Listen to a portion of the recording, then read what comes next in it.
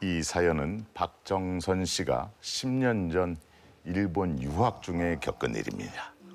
20살이었던 정선 씨는 유학 중인 언니를 따라 일본 오사카로 가게 됩니다. 말이 유학이지 정선 씨는 히라가나도 모르는 생초보였거든요. 어학원부터 등록하고 기초부터 배우자는 게 정선 씨의 계획이었습니다. 일본 생활은 쉽지 않았어요. 제일 문제는 집. 그렇죠? 야야, 우리 이사 가자. 방이 3개나 돼. 틈틈이 집을 알아보던 언니가 역 근처에 맨션 하나를 발견했대요. 저 거실 뚫었고 네. 방도 3칸이고 주방도 있고 둘러봤어요. 네네.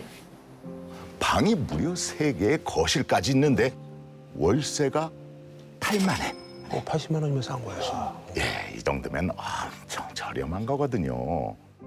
네, 감사합니다. 이 집 호수가 404호인 게 살짝 마음에 걸리긴 했지만 그래서 월세가 싸구나 싶었죠. 이삿날 짐을 정리하다 보니 피곤한 거예요. 언니와 함께 방에 이불을 깔고 누웠죠. 눈이 스르르르르 감기고 가물가물 잠에 빠져들려던 참인데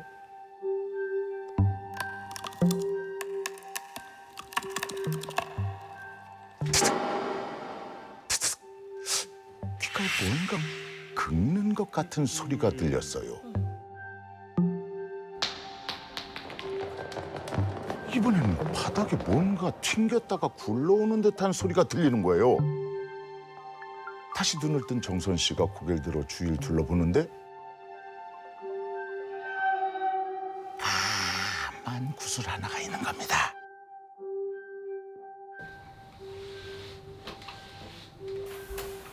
정선 씨는 다가가서 그 구슬을 집어들었죠. 보니까 나무로 반질반질하게 깎은 것이 꼭 염주알처럼 생긴 거예요. 부적에나 볼 수 있는 그 형상에 그런 글씨가 새겨져 있었어요. 아니 이게 어디서 떨어진 거지?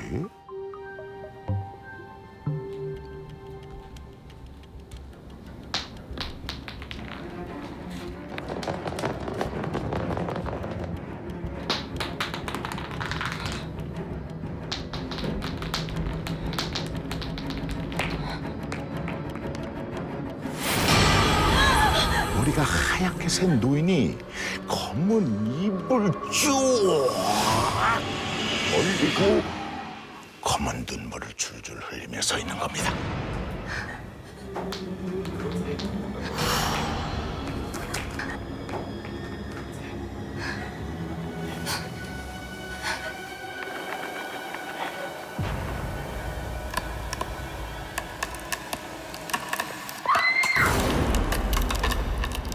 키모노를 입은 여자였어요.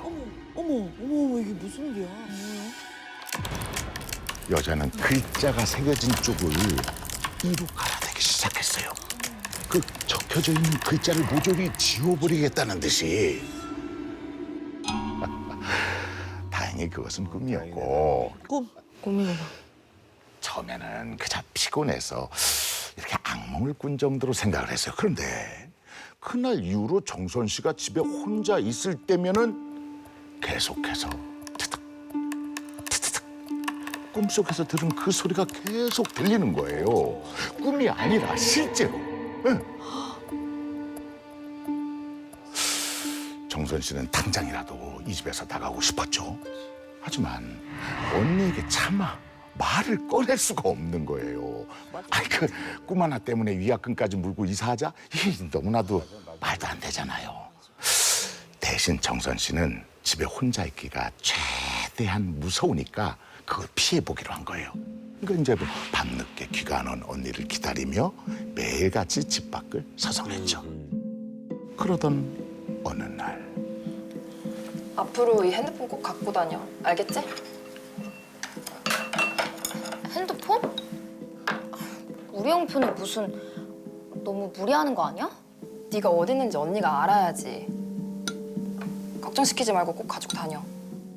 언니 알바비로만 충당하느라 생활이 굉장히 빠듯했거든요. 하지만 단호한 언니 표정의 정선 씨는 핸드폰을 그냥 받았어요. 핸드폰이 생기고 나니 언니는 매일같이 정선 씨한테 문자를 보내는 거예요. 근데 문자 내용의 대부분 집에 있어? 밖에 나와 있으면 어김없이 언니한테 문자가 오는 겁니다. 그러던 어느 날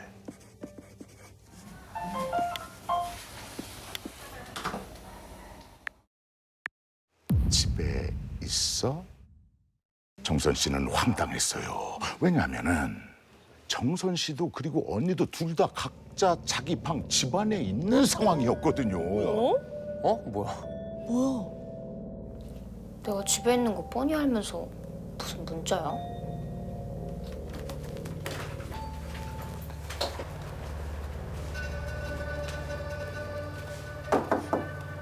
언니!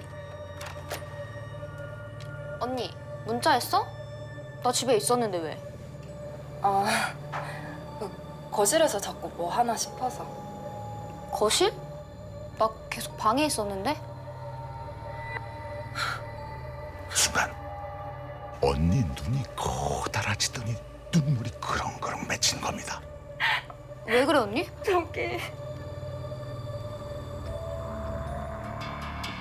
언니 왜 그러냐고 묻는 정선 씨 말에 언니는 믿을 수 없는 얘기를 꺼내기 시작했어요.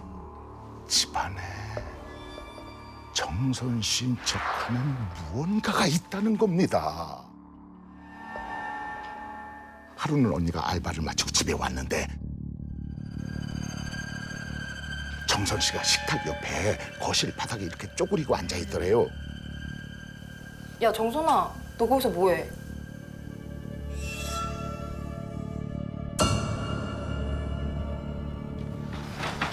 언니 나왔어. 정선 씨가 언니? 들어오더라는 거예요. 언니 왜 그래? 그럼 방금 거실에 있던 동생은 뭐지? 내가 잘못 봤나? 언니는 이 집에 무언가가 있는 것 같다는 생각에 너무나도 두려웠지만 동생이 겁먹고 학업을 포기할까 봐 걱정이 되니까 아무 얘기도 못했던 거예요. 서로 얘기를 안 했구나. 서로 얘기를 안 했어. 서로.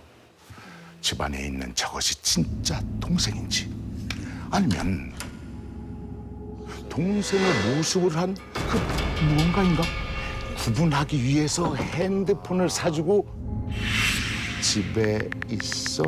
라고 문자를 했던 겁니다.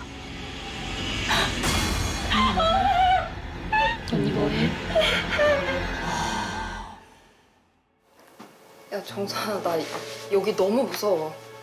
우리 그냥 한국 가자, 제발.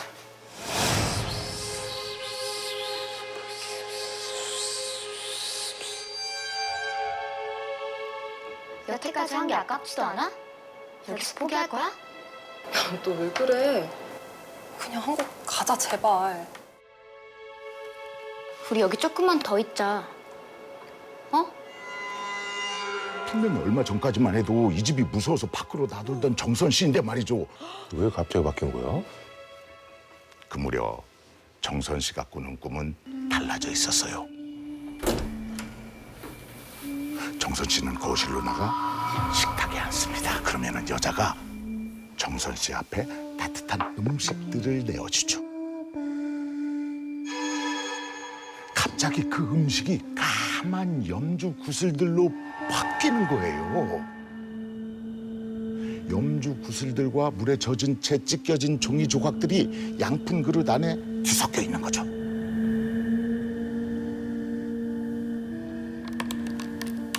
그런데 언젠가부터 정선 씨는 그들이 무서운 게 아니라 가족처럼 느껴졌어요. 정선 씨에게 다가와서 기특하다는 듯 머리를 쓱 쓰다듬는데 그 손길이 너무나 포근하게 느껴지는 거죠.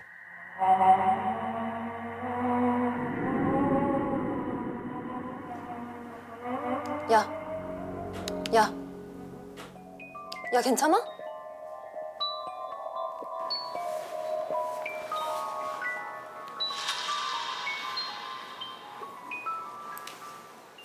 언니, 나 왜 여기서 자고 있어? 기억 안 나?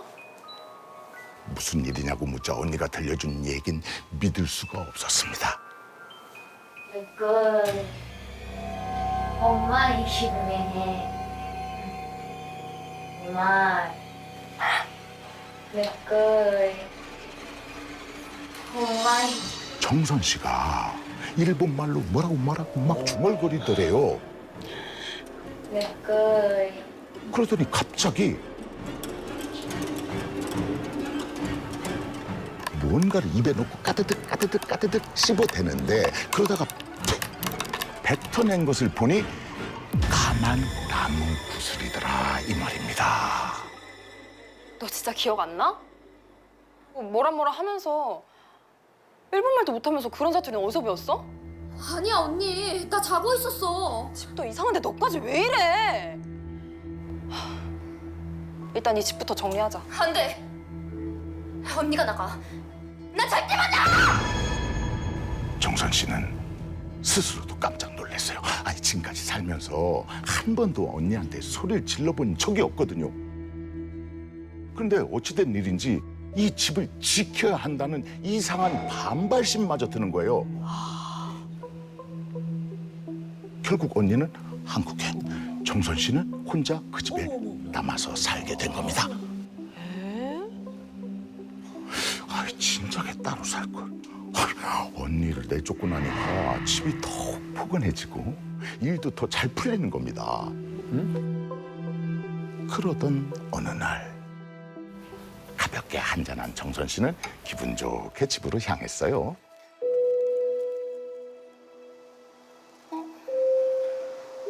왜 문이 없지? 현관문이 있어야 하는데 그냥 벽인 거예요. 이상하다. 내가 취했나 하면서 문이 열려있던 자리를 더듬더듬 짚어보는데 문득 옆집을 바라보니까 현관문에 아, 여기 3층이구나. 그런데 그 옆집은 305호? 왜 3층엔 사오가 없지? 정선 씨는 달려서 2층으로 내려가 봤어요. 근데 그곳에도 204호가 없는 거예요.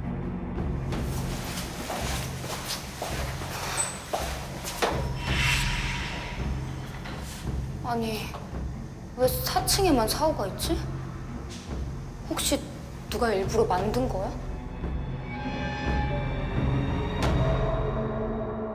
후들거리 다리를 애써서 진정시키며 정선 씨는 4층 404호 자신의 집 안으로 들어갔습니다.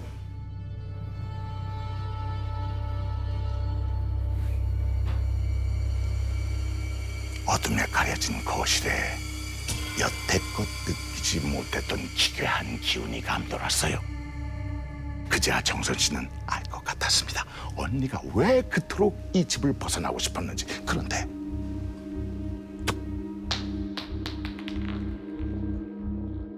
구슬이 굴러온 곳은 거실, 식탁,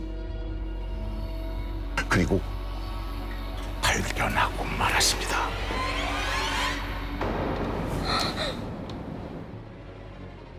싱크대 및 냉장고 뒤 신발장 아래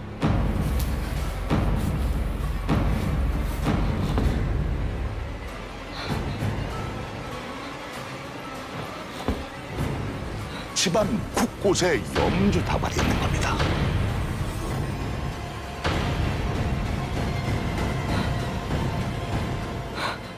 어머, 이게 무슨 일이야?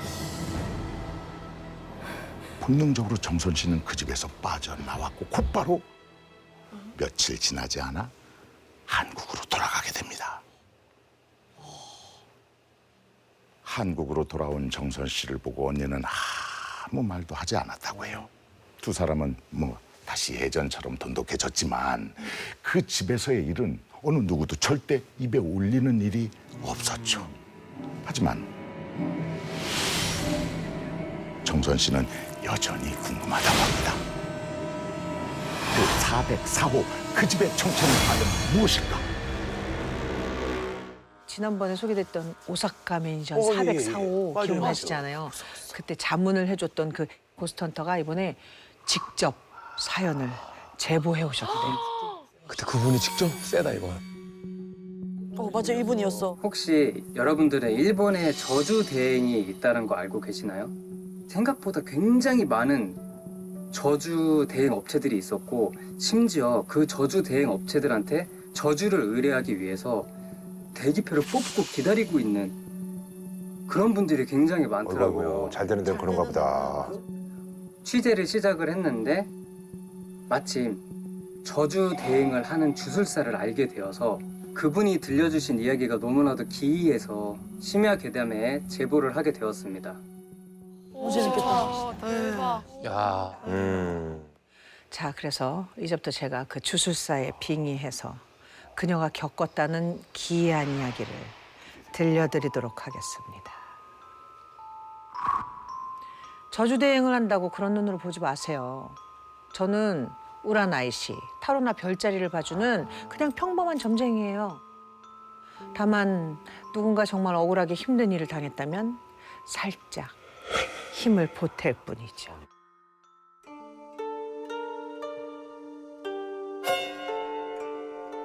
어떻게 해드려요? 진짜 너무 억울해요. 사람들 사이에 용하다고 소문이 났고 지금까지 큰 문제는 없었습니다. 그 일이 있기 전까진 말이죠. 그날도 의뢰를 받아 저주의식을 준비하고 있었어요. 영의 기운이 깨어난다는 새벽 2시. 저는 의복을 갖추고 제단 앞에 앉아 주문을 외우고 있었죠.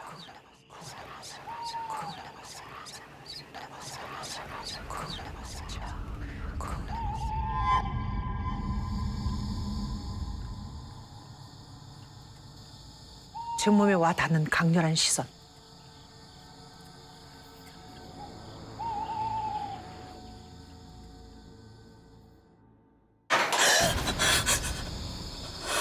웬 남자가 재단 위에.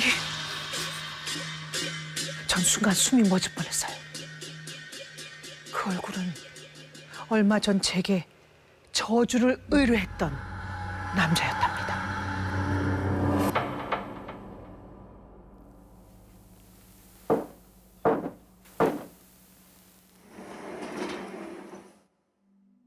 그 남자가 절 찾아온 건 어느 늦은 밤이었습니다. 초췌한 얼굴에 굽은 어깨에 후줄근한 양복까지. 영어 끝났습니다. 다음에 오시죠.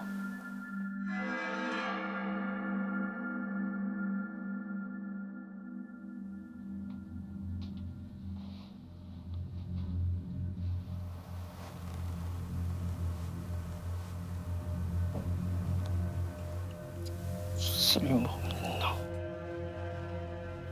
나이만 많으면 다야. 월급만 죽내는 기생충 같은 새끼. 아, 그래서 이게 뭔데? 아, 쓸모없는 놈. 아, 나이만 많으면 뭐해? 아, 월급이나 축내는 기생충 같은 새끼. 나가. 죄송합니다. 그렇습니다. 남자는 직장 상사에게서 괴롭힘을 당하고 있다고 했어요. 그것도 자신보다 한참 어린 상사에게. 아우, 스트레스다. 짜증나지. 그러다 우연히 다른 동료에게서 저의 얘기를 들은 모양이었더군요. 동료 이름을 들으니 알겠더라고요. 제게 자주 점을 보러 오는 그런 단골이었거든요.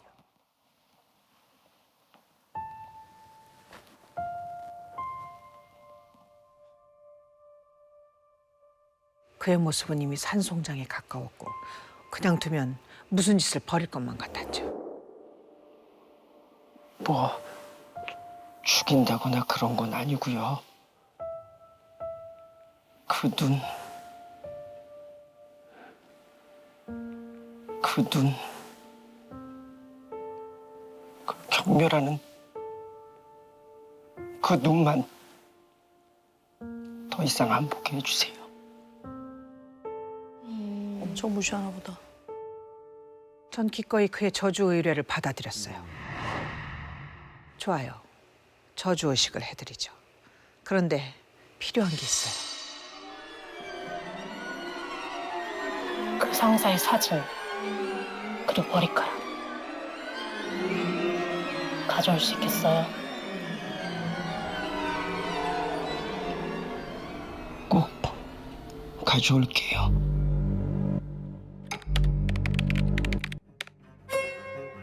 여보세요? 어.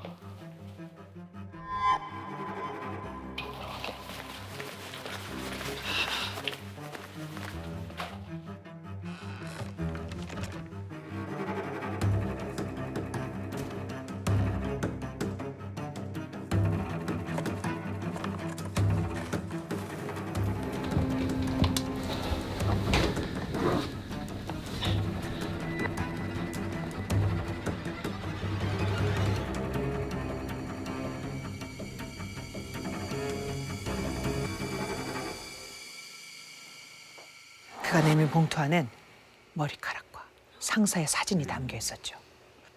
저는 남자에게 사람 모양으로 오려진 종이를 내밀었어요. 그 종이 위에 어떤 저주를 내리고 싶은지 직접 적으라고 했죠. 그의 펜 끝에 얼핏 눈이라는 단어가 보였어요. 아, 나이만 많으면 뭐해. 상사의 시선에서 얼마나 심한 모멸감을 느꼈을까. 남자가 매우 짠하더라고요. 남자가 돌아가고 새벽 2시쯤 돼서 저는 캐비넷 가장 깊숙이 보관해둔 나무 상자를 꺼냈어요. 저희 집안에 대대로 내려오는 저주 상자였죠. 몇백 년 전 한 음양사가 누명을 쓴 채 참수당했고 그때 흘린 원한의 피가 서려 있다는 그 저주의 상자. 상사의 머리카락과 사진이 담긴 봉투, 저주 내용이 적힌 종이를 잘 접어놓고 뚜껑을 닫았습니다.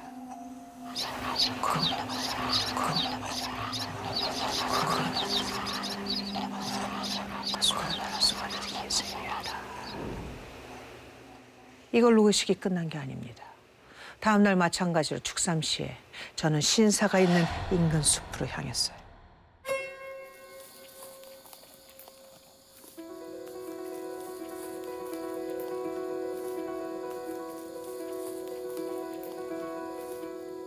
그리고 다다른 커다란 한 나무 한 그루.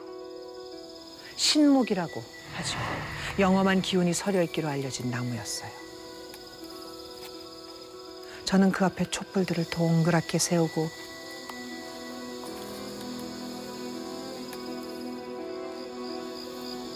그 한가운데에 지푸라기 인형을 놓았어요.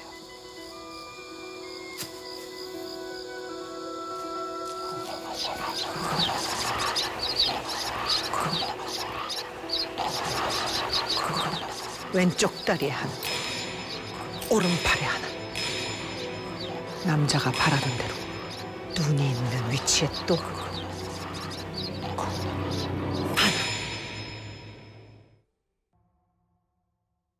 의식을 치른 지 한 달 정도 됐을까.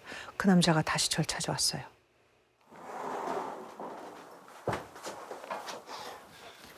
감사합니다.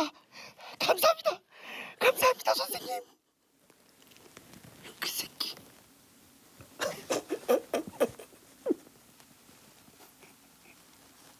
그 새끼.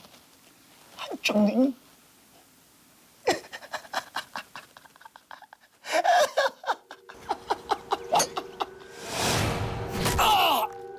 골프를 치러 간 상사가 다른 사람이 침공에 눈을 맞았고 결국 실명했다는 겁니다.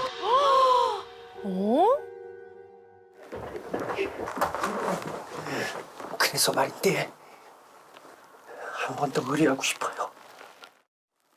원하시는 대로 됐잖아요. 그런데 왜? 그 새끼 말고 안 해요. 아, 이건 이분도 광기가 있네. 그러면서 그 남자가 지갑 속 안의 사진을 보여주더군요. 갈색 머리를 길게 늘어뜨린 여자. 남자보다 20살은 더 어려 보였어요. 솔직히 이런 생각이 들더라고요. 어떻게 이런 어린 여자랑 결혼을 했지? 다른 남자랑 놀아난 걸 내가 모를 줄 알고.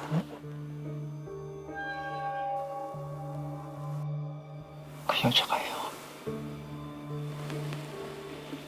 날 죽이자고 해요.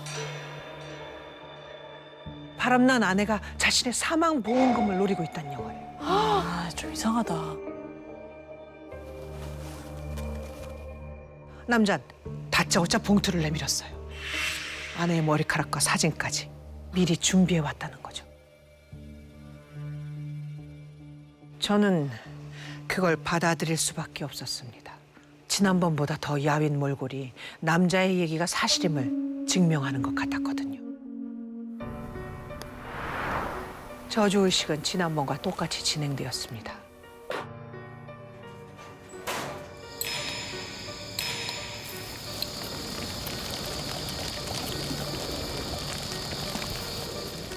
정말 저주가 통한 건지, 그래서 남자의 분노도 사그라든 건지 남자는 더 이상 절 찾아오지 않았어요.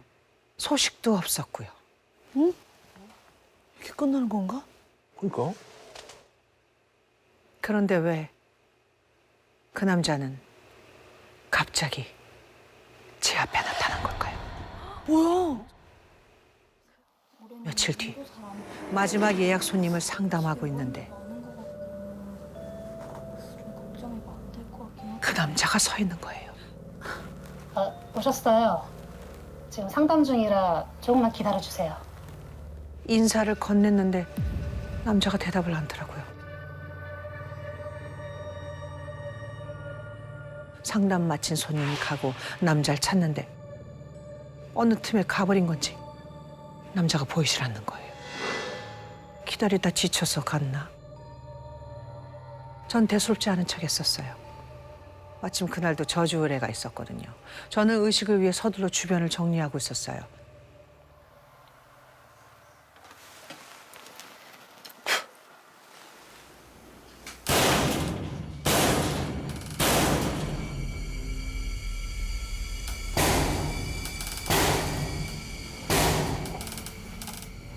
캐비닛이 쿡쿡 굉음을 내며 흔들리는 거예요.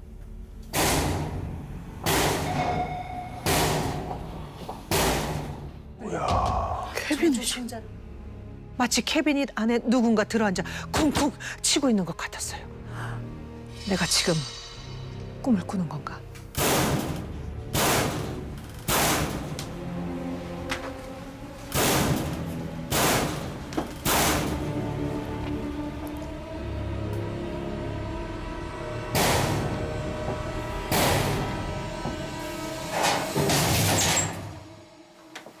역시나 그 안엔 저주 상자만이 가만히 놓여 있었어요.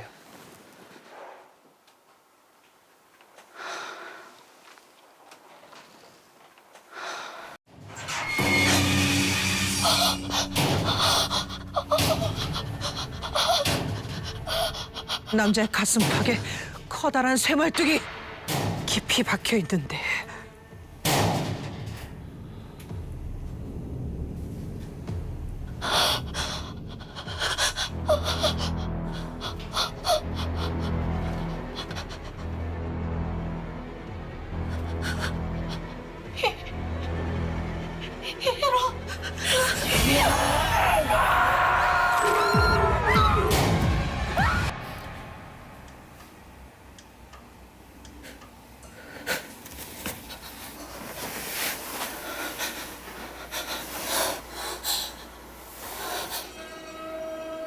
전 불길한 기분이 들기 시작했어요.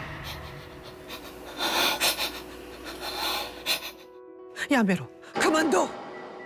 무엇보다도 그 가슴에 박혀있던 쇠말뚝, 저주 의식에 혹탈이 난 건 아닐까?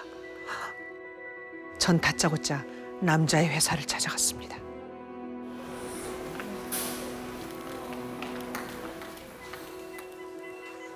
회사로 찾아가긴 했지만 남자를 어떻게 찾나 로비를 서성이고 있었죠. 순간 여보, 나 왔어.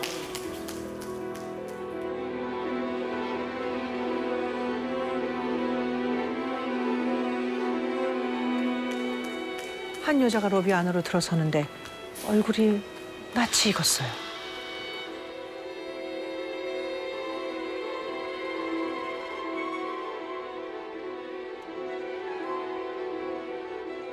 손님으로 만났었나? 기억을 떠올리려 한참 애쓰고 있는데 그 여자를 맞이하는 한 남자를 보는 순간 기억이 떠올랐어요.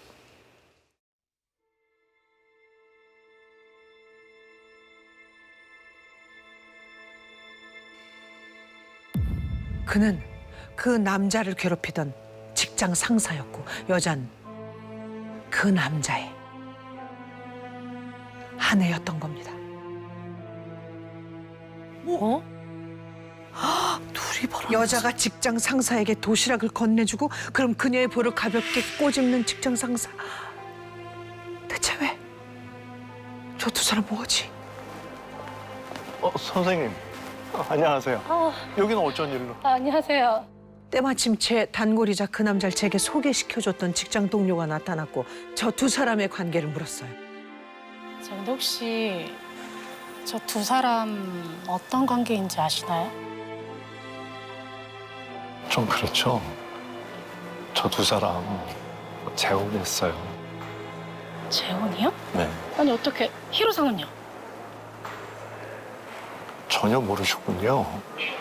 히로상 한 달 전에 돌아가셨어요. 심장마비로.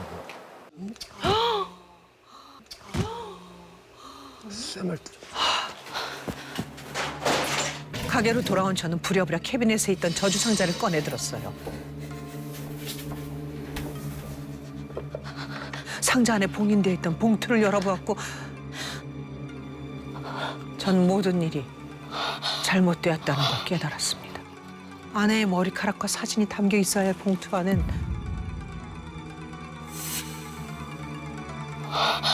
그 남자의 사진이 들어있었으니 뭐야? 저는 벌벌 떨리는 손으로 저주의 내용이 적힌 종이를 펼쳐들었습니다.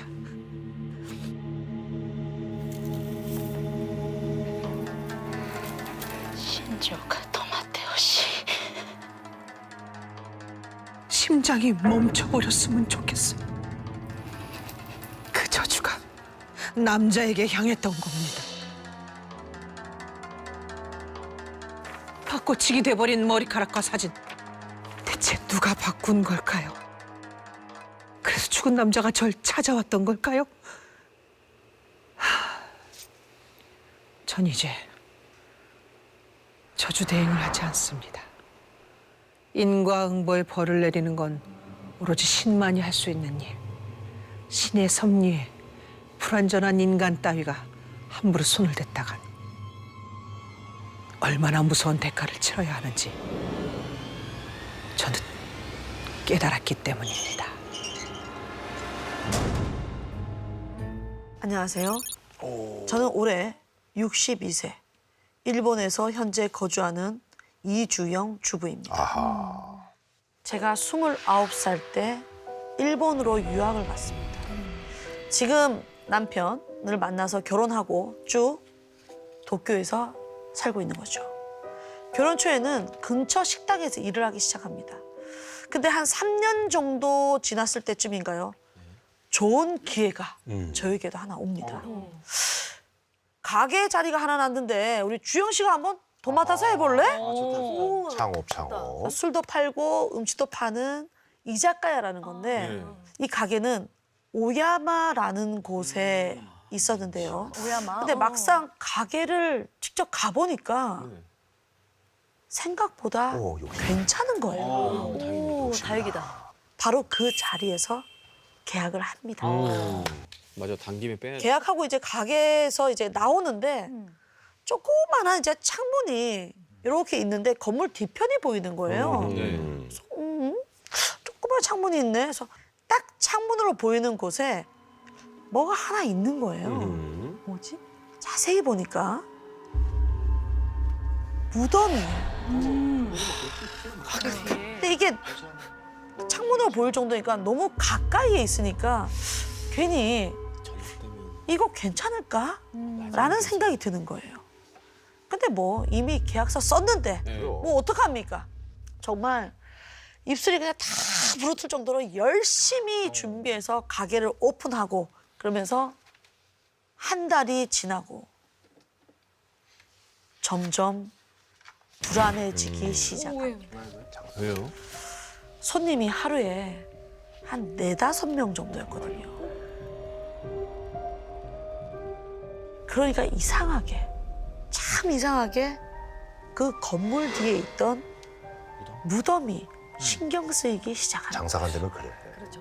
그리고 2달 뒤, 이제는 손님이 하루에 1명 일 때도 있고 뭐 없을 때도 있고 진짜 힘든데. 장사가 더 안 되는 거예요. 큰일이 났네. 그 와중에 동네 토박이 사람들, 그 주변 사람들이 이제 이상한 소문까지 막 나도는 거예요. 네. 그 건물에서 반년을 넘긴 사람이 거의 없었어. 지금 벌써 5번째인가 6번째인가.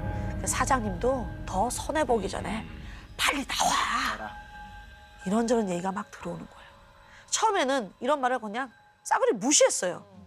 근데 이제 직원들 월급 주기도 이제 힘들어지니까 유지비가 더 나가.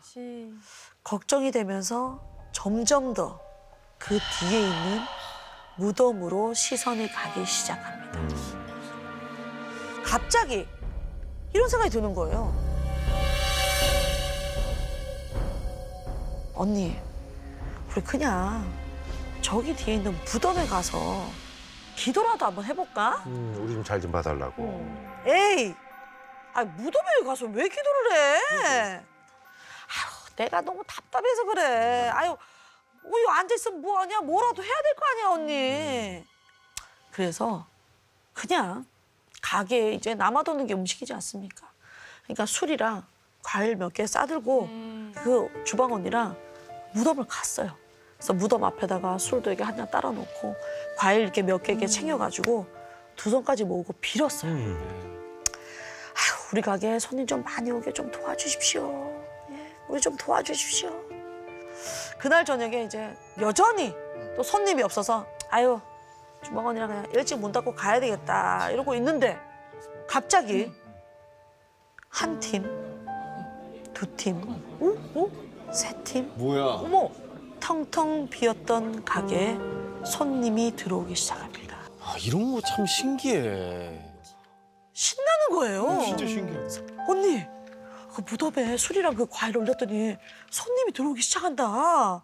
참 이게 좋은 게 좋은 거라고. 다음 날에도 네. 언니랑 무덤에 가가지고 또 했구나. 기도를 드린 거예요. 그렇죠. 그리고 이제 그날 이제 딱 가게 들어왔는데 세상에나 만상에나 그 근처에 회사가 있었어요. 네. 그 회사에서 단체 예약? 80명! 와, 여기는 그날 끝났다. 이걸로 매출 다 나온다. 80명! 말이 안 돼. 그러니까 우와, 이게 진짜인가? 이게 뭐야? 이런 생각이 드는 거예요. 또 가야 되겠다. 또 가야 되겠다. 그렇게 이제 가게 매출이 점점 오르더니 오픈하고 3개월 동안 적자를 많이 봤거든요. 다 깠어요? 단 보름 만에 다 메꿨어요. 와, 잘 됐네. 근데 처음에는 사실 그 무덤 가서 기도했을 때 그냥 뭐라도 해보자 이런 마음이었잖아요.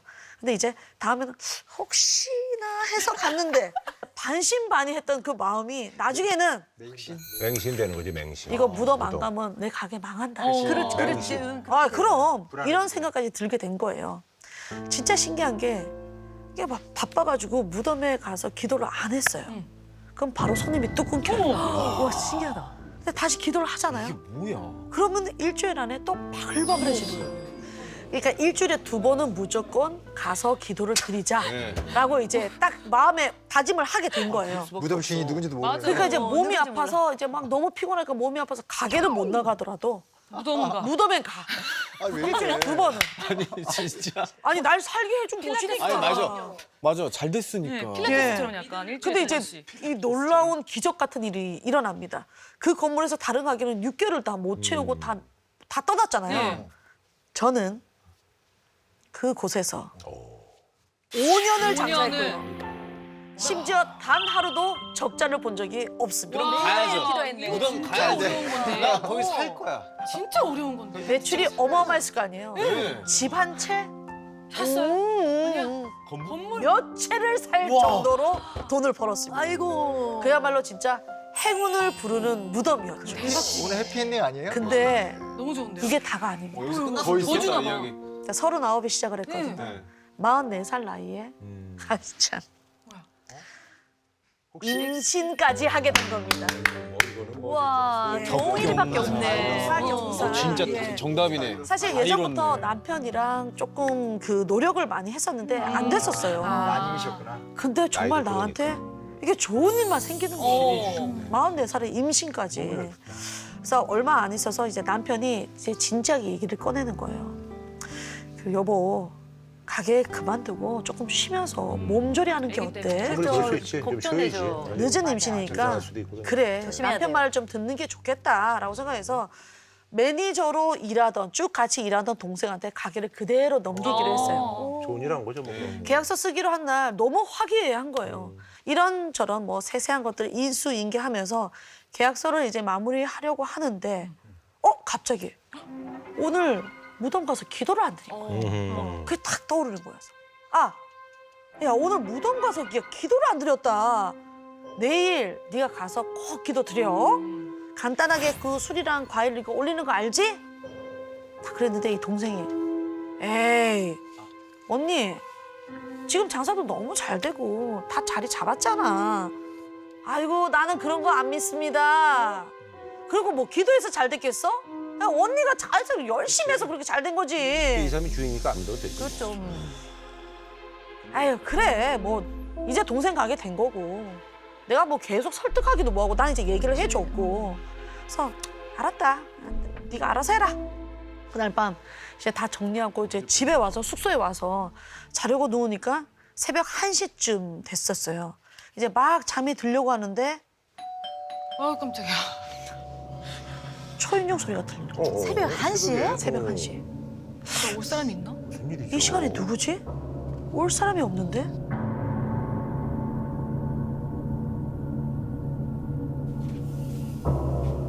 누구세요? 누구세요?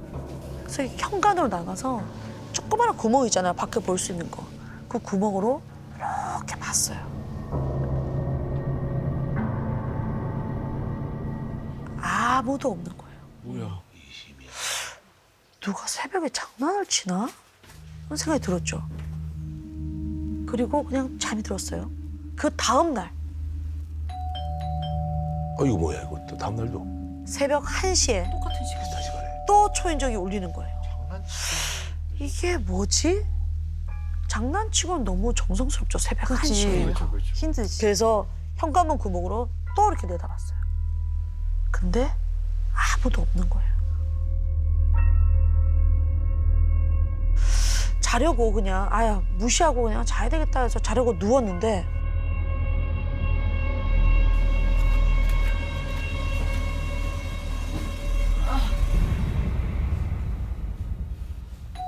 야, 이거 뭐야? 사람은 없고 소리만 계속 들려. 짜증나네. 이번엔 더 빠르게 초인종이 울리는 거예요.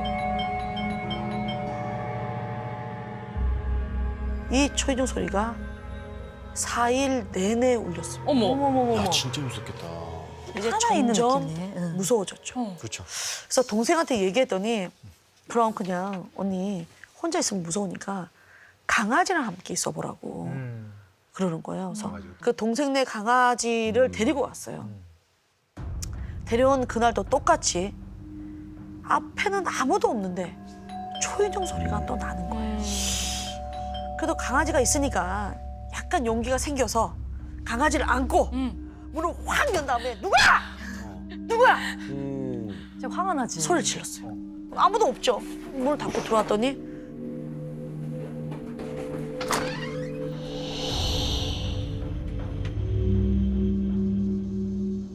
집에 누가 돌아왔나 봐. 문 열어서. 열었잖아. 맞네. 그 이후로 집에 있으면 약간 냉동실에 있는 듯한 느낌이죠. 서늘한 기운이 계속 느껴지는 거야. 계속. 화장실 갈 때도 그렇고 주방에 갈 때도 뭔가 뒤에 누군가가 있는 것 같은 이 한기가 싹 느껴지는 거예요. 그러면서 계속 집에 있는데 혼자 있는데 뒤를 돌아보는 거야. 누가 있는 것 같은 느낌이 있으니까.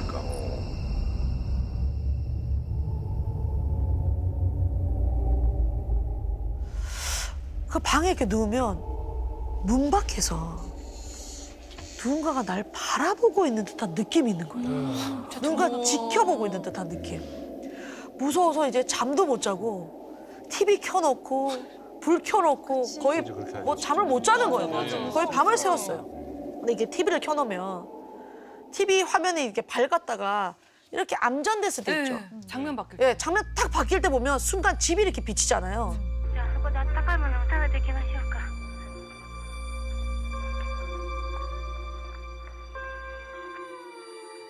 근데 구석에 검은 사람 형체 같은 게 딱 비치는 거야.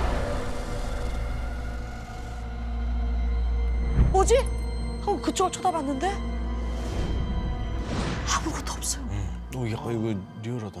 근데 그 구석에 누군가가 앉아서 나를 보고 있는 것 같은 섬뜩한 기분이 드는 거예요. 그 순간 강아지가 옆에 바짝 붙더니 같은 곳을 보면서 막 짖으려고 안간힘을 막 쓰는 거예요. 어머머머, 강아지 보이나 봐. 막 하는 거예요. 마치 내 눈에는 안 보이는 게 이 강아지 눈에는 보이는 것처럼 같은 곳을 바라보면서 짖고 있는 거예요. 그때 그 기분은 말로 표현 못할 정도로 섬뜩하고 무서웠죠. 다음 날 겨우겨우 이제 잠이 들어서 새우잠을 자고 있는데 갑자기 가슴이 너무 답답해 오는 거예요. 그러니까 다리부터 막 저려오는 느낌이 막 들어서 이렇게 뭐지 하면서 딱 깼어요. 그냥 가위 눌렸나? 이게 꿈인가? 눈을 살며시 이렇게 떠보니까 옆으로 누워있는 내 다리 위에 다른 누군가의 다리가 얹혀져 있는 거예요. 그리고는 꼭 뱀처럼 휘어감는 것처럼 다리를 이렇게 걸더니 못 도망가. 뒤에서 꽉 끌어안는 거예요. 이렇게. 근데 너무 무서우니까 눈을 다시 감았어요. 무서워도 눈을 다시 뜰 수가 없는 거예요. 너무 무서워서. 근데 등 뒤에서 한 번도 느껴보지 못한 차가운 기운, 그 한기가 싹 느껴지면서 숨이 막힐 정도로 꽉 끌어안는 거예요. 꼼짝도 할 수가 없었어요. 한참을 그렇게 버텼어요. 답답하게 조여오던 그 힘이 서서히 이렇게 없어지더니 이제 몸도 조금 편안해지는 거예요. 그러니까 바로 이제 불을 막 켰죠. 여보, 지금 좀 빨리 와줘. 지금 빨리 데리러 와줘. 빨리 와. 인수인계 해줄 게 좀 몇 개 남아 있었는데 더 이상은 이제 잠도 못 자고 버틸 힘이 없는 거예요. 그래서 동생한테 좀 양해를 구하고 도망치듯이 원래 집 도쿄로 옵니다. 집에 오니까 마음이 놓이죠. 안심이 되는 거예요.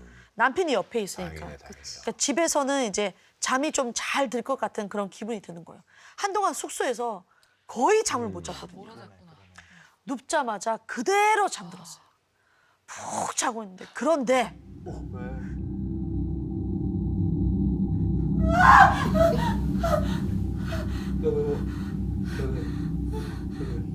남편은 비명 소리에 놀라서 잠에서 깼고요. 저는 다시 잠들지 못했습니다. 왜? 다리가 보이나? 편하게 자고 있었는데 갑자기 명치가 답답해지더니 오야마 그 숙소에서 느꼈던 그 한기, 서늘하고 차가운 기운을 잠에서 다 깬 거예요. 몸이 짓눌려지는 느낌이 들어서 덮고 있던 이불을 들쳤는데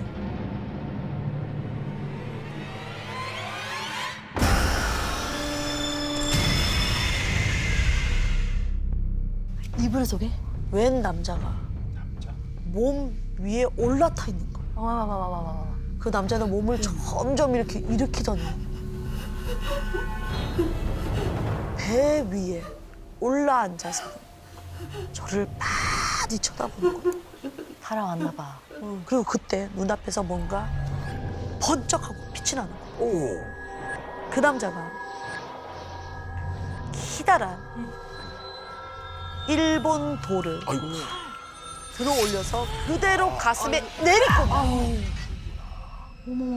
검을 깊숙이, 더 깊숙이 내 가슴에 꽂아 넣는 거예요. 입에서는 비명이랑 고통에 찬 이 신음소리가 막 저절로 나왔어요. 그 소리를 듣고 깬 남편이 놀라서 막 붙잡고 흔들고 뭐야? 왜 이래? 왜 이래? 이런 순간 그 남자는 그대로 사라져버렸어요. 오. 바로 다음 날 한국행 비행기 표를 끊었습니다. 이상한 일들이 자꾸 생기니까 뱃속에 아이가 있잖아요. 그렇지. 이게 너무 걱정되고 그냥 아예 친정 식구들 옆에서 좀 쉬는 게 그죠. 낫겠다. 예, 한국에 온 게 낫지. 예. 그런데 이제 한국에 도착했을 때 일본에서 식당 직원한테 연락이 온 거예요. 뭐라고?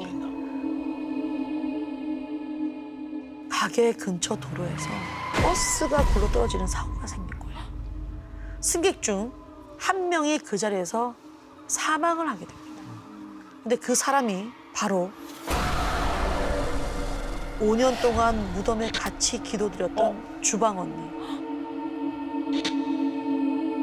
아, 가게 임수한 동생이 아니라 주방원이고. 근데 비극은 이뿐만이 아니었습니다. 아기 상태를 확인하려고 산부인과를 갔는데 아이가 세상을 떠났다는 거예요. 아이고. 병원에서는 이제 심각한 스트레스로 인한 유산이라고 얘기를 하더라고요. 저는 온몸으로 느껴졌습니다. 이건 분명 무덤의 저주다. 마지막으로 꼭 전하고 싶은 말이 있습니다. 제가 일본에서 만난 점쟁이에게 들은 말을 그대로 말씀드리는 겁니다. 이름 모를 무덤에는 절대 아무것도 하지 마라. 함부로 음식을 올리거나 기도하거나 특히 무언가를 부탁하는 일은 절대로 해서는 안 된다. 이번 사연은 서울에 사는 박지아 씨가 유학 시절에 실제로 겪은 일입니다. 2009년 여름 제가 일본에 있을 때 겪은 일입니다. 당시 저는 대학교 2학년이었는데 교환학생으로 뽑혀 3개월간 일본 구마모토현에 있는 한 대학교에 다니게 되었어요. 처음에는 다른 교환학생들하고 똑같이 기숙사에 살았는데 마지막 한 달은 부부와 아들 한 명이 사는 가정집에서 홈스테이를 했습니다. 가족 모두 친절하고 너무 좋았지만 특히 아들인 렌이 저를 너무 잘 챙겨줬어요. 렌 그리고 렌 친구인 료타까지 저희 셋은 금방 친해졌습니다. 좋네. 너네 오야노 섬 가봤어? 거기 좋다며? 날씨도 좋은데 지금 갈래? 차로 텐몽교만 건너가면 금방 갈 수 있다던데? 지금? 그래? 그럼 나 짐만 챙겨서 바로 나올게. 그렇게 저희는 차로 1시간 거리에 있는 오야노라는 섬에 가기로 했습니다. 지금 보고 계신 사진은 텐몬교인데요. 아, 이게 텐몬교구나.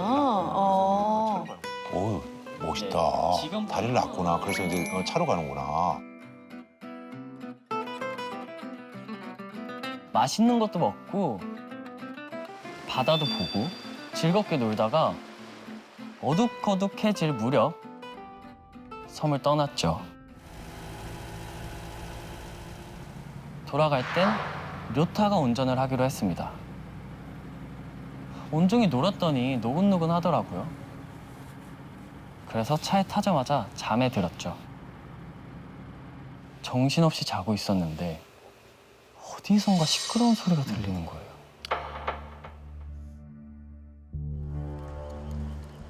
슬쩍 눈을 떠서 창밖을 봤더니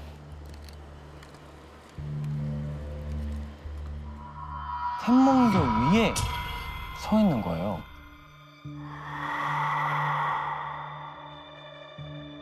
왜 안 지나가고? 고장이 났나? 잘 달리던 차가 텅 빈 다리에 서 있으니까 좀 어리둥절했죠. 료타. 료타. 어? 너 어디 갔어? 아니 운전자가 가면 어떡해? 어디 갔어? 어디 갔어? 차에서 내렸더니 멀리 료타가 보이는데 상상도 못한 모습으로 다리 난간에 매달려 있는 거예요. 몸을 반으로 접은 채 빨래처럼 널려 있다라고 할까? 아, 상체는 난간 밖으로 축 늘어져 있고 난간 안쪽에 남아있는 건 버둥대고 있는 료타의 두 다리뿐이었죠. 위험하다. 다리 아래는 까마득한 바다잖아요. 응. 그럼 설마 렌과 저는 동시에 료타를 향해 엄청나게 달려갔습니다. 너 죽으려고 그래? 야 이러면 안 돼. 야 내려오라고. 너 그러다 진짜 떨어져. 저희는 재빨리 료타의 다리를 한쪽 집 붙잡고 잡아당겼습니다. 그런데 이상하게 료타가 난간에서 찰싹부터 꼼짝도 하지 않는 거예요. 아무리 당겨도 움직이질 않았었어요. 료타는 점점 바다를 향해 고꾸라졌고 료타의 두 다리는 조금씩 허공을 향해 올라갔어요. 이거 위험하다 이거. 안 돼. 잡아야 돼. 놓지 마. 절대 놓지 마. 한참의 사투 끝에 드디어 료타를 난간에서 끌어내렸고 그대로 쿵! 저희 셋은 바닥에서 나뒹굴었어요. 차 뒷좌석에 얼른 료타를 태우고 다급하게 다리를 빠져나갔습니다. 료타, 괜찮아? 어디 안 다쳤어? 좀 놀랐을 거야. 그냥 무사히 돌아왔으면 됐어. 그런데 뒷자리에 앉아있던 료타가 뭐라고 충얼충얼 계속 대는 거예요. 괜찮아. 다행이야. 걱정하지 마. 료타, 대체 무슨 일이 있었던 거야? 괜찮아. 다행이야. 료타는 절 쳐다보지도 않고 계속 중얼중얼 거리기만 했어요. 일단 우리 집으로 가자. 우리가 같이 있어줘야 될 것 같아. 이런 날 또 료타 혼자 두기는 좀 마음이 쓰이잖아요. 오늘 밤에 료타도 렌의 집에서 같이 저희랑 자기로 했습니다. 저희 셋 모두 집에 도착하자마자 진짜 쓰러지듯 잠에 들었어요. 한참을 자고 있었는데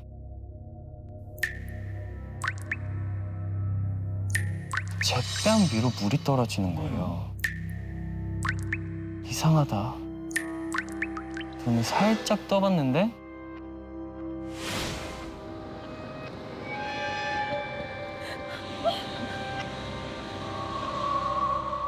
제가 좀 전에 료타가 떨어질 뻔했던 다리 위에 서 있는 거예요. 네? 그래서 내가 왜 여기 있지? 깜짝 놀라 주변을 두리번 대는데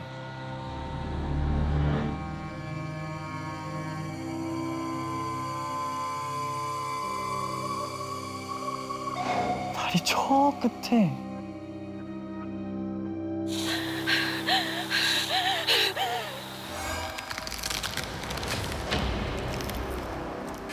꿈틀꿈틀대는 검은 형체가 보이기 시작하는 거예요.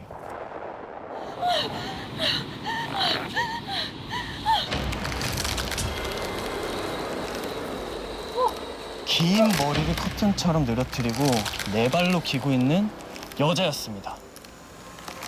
저녁 일본 귀신이네. 여자가 갑자기 기분 나쁘게 웃기 시작하는 거예요.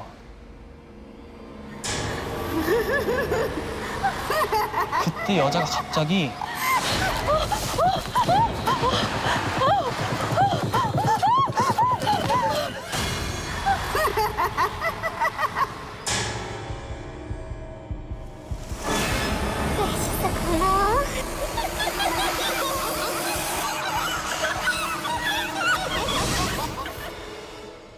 저는 여자의 웃음소리를 들으며 그 자리에서 바로 쓰러졌어요. 정신을 차려보니 다행히 제 방 침대에 있더라고요. 그런데 꿈이라고 하기엔 모든 게 너무 생생했거든요. 꿈이야?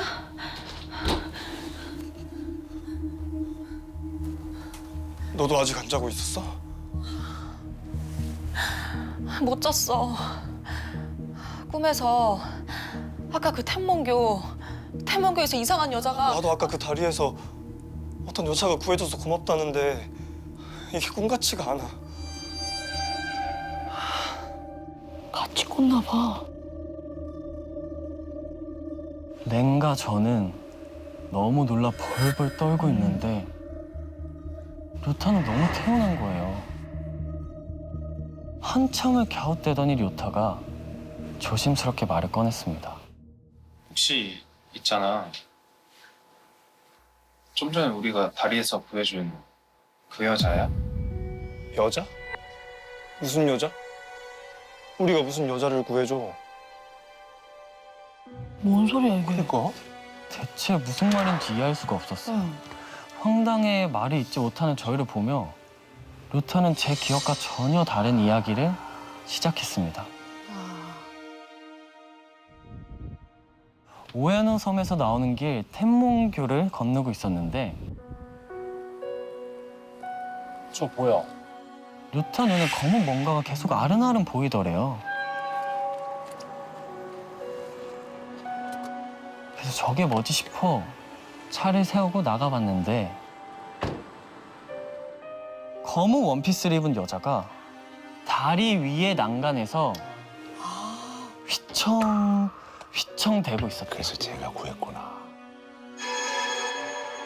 저기요! 그러다가 떨어져요! 아, 저게 위험해요! 내려오세요! 아, 지금 뭐 하시는 거예요? 아, 떨어지잖아요! 내려오세요! 난간에서 납부되던 여자는 료타와 딱 눈이 마주쳤고 그 순간 바다로 뛰어내렸답니다. 그래서 료타는 어떻게든 여자를 잡아보려고 양팔을 있는 힘껏 난간 밖으로 뻗었고 간신히 떨어지는 여자의 손을 붙잡았대요. 아, 야, 그래서 그 상황이었구나. 그게 안 보였고. 그래서 료타는 다리 아래로 한껏 몸을 내밀어 여자를 끌어올리려고 했대요. 제 손 놓지 마세요! 절대 놓지 마세요! 여자가 떨구고 있던 고개를 들고 그래줘서 고마워. 그때부터 갑자기 여자가 돌덩이처럼 무거워졌고 무게를 이기지 못한 료타는 조금씩 바다를 향해 끌려갔던 거죠. 다행히 때마침 저와 렌이 료타를 발견을 했고 죽을 힘을 다해 료타에게 매달렸던 겁니다.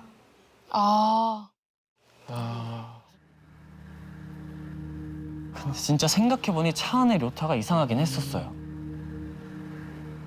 괜찮아. 다행이야. 걱정하지 마. 일단 우리 집으로 가자. 우리가 같이 있어줘야 될 것 같아. 한 명이 더 있었어.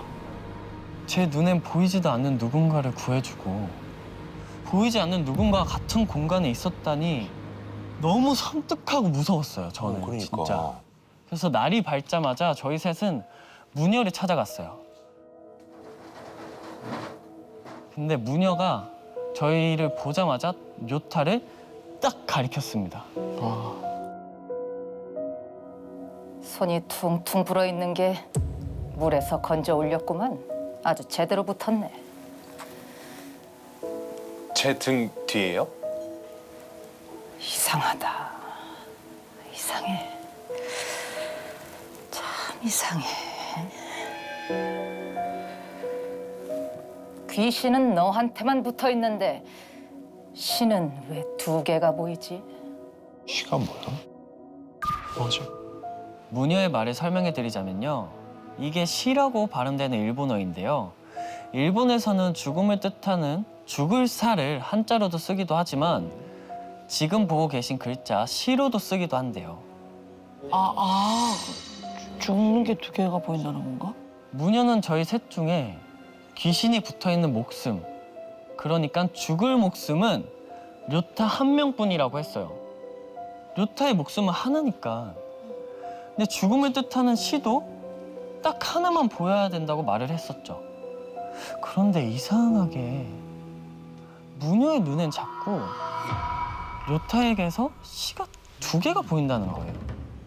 2번 죽어야 되는 건가? 그러니까 2번 죽을 수도 없는데. 시 하나는 료타한테 붙은 귀신 때문에 보이는 거 아니에요?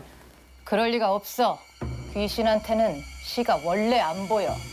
이미 죽은 목숨이니까.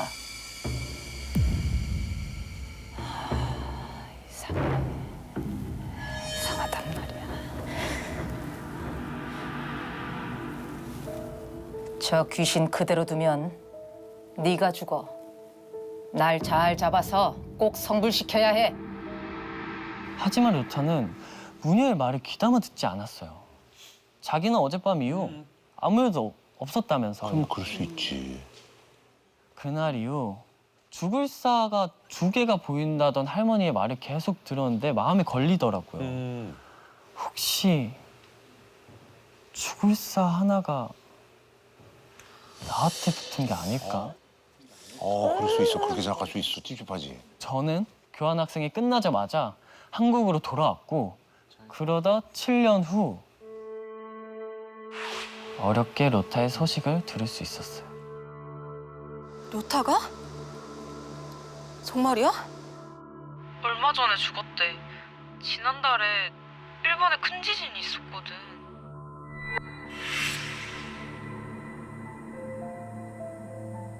동일본 대지진 이후 가장 강력한 지진이 일본 열도 남쪽의 구마모토현을 강타했습니다. 어젯밤 9시 22분 엄청 세다. 규모 6.5의 강진이 평온하던 일본 열도 남쪽 구마모토현을 뒤흔들었습니다. 걱정되는 마음에 이런저런 기사를 살펴봤어요. 무심코 지진이 일어난 날짜가 눈에 띄었는데 순간 그대로 얼어붙어 한참을 멍하게 서 있었어요. 화면에 이제 멍하게 쳐다보고 있는데 날짜가 뜨는데 이제 2016년 4월 14일 그게 일본어로 하면은 그 사도 시로 읽거든요. 4월 14일 그러니까 4 이렇게 2개가 들어가 있으니까 시가 2개가 보인다고 하는 말이 되게 오래전 일인데도 떠오르면서 소름이 돋더라고요. 귀신은 너한테만 붙어 있는데 시는 왜 2개가 보이지?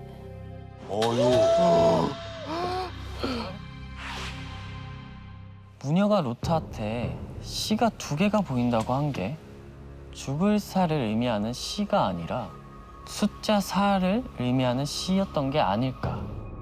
혹시 무녀는 료타가 숫자가 2개 들어가 있는 날 죽는다는 걸 본 게 아닐까.